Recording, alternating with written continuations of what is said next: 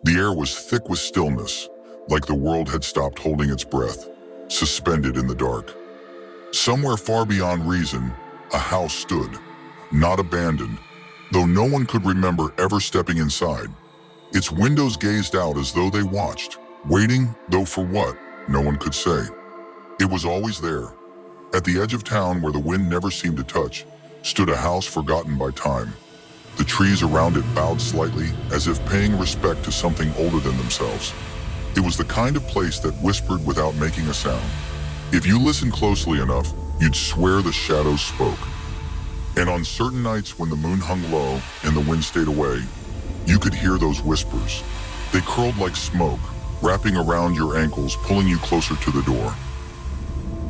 Inside, a single candle flickered on the windowsill. It never went out, never seemed to burn down, just flickered, casting long shadows that didn't quite follow the rhythm of the flame.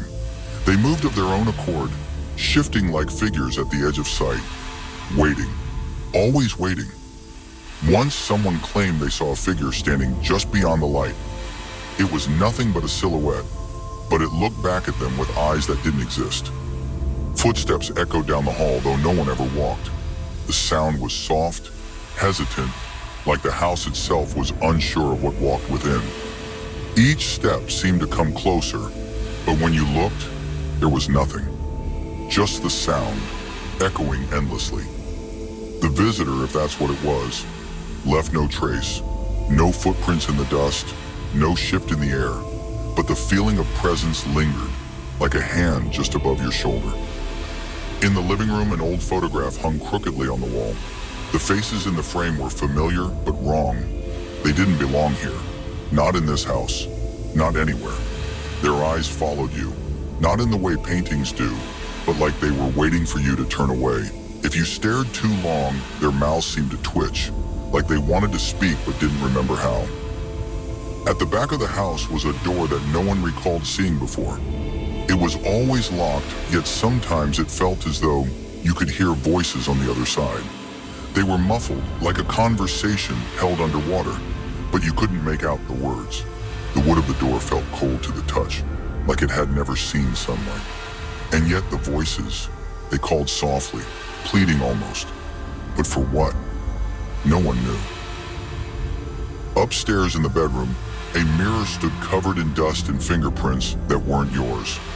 If you dared wipe it clean, you'd see your reflection, but something wasn't right. It wasn't you, not really. The eyes in the glass were darker, deeper, like they hid something terrible just behind them. Sometimes when you turned away, the reflection didn't. And once, just once, a hand reached out, not yours, but from the glass. In the corners of the house, shadows whispered secrets. They didn't need words, just the soft hissing of air, but you understood. They were telling you to leave, but at the same time, they held you there, frozen. It was like trying to move in a dream, only the nightmare followed you into waking. Outside, the moon vanished. One moment it hung in the sky, and the next it was gone. The stars blinked out too, one by one, as if something was swallowing the sky. Darkness pressed against the windows, but it wasn't the night. It was something older, something that didn't belong to the world of men. And then there was silence, a deep, suffocating quiet that hummed in your ears, filling your mind with static. The house was still, but the shadows still moved. The last thing you heard was a soft, almost melodic hum, like a lullaby meant for the dead.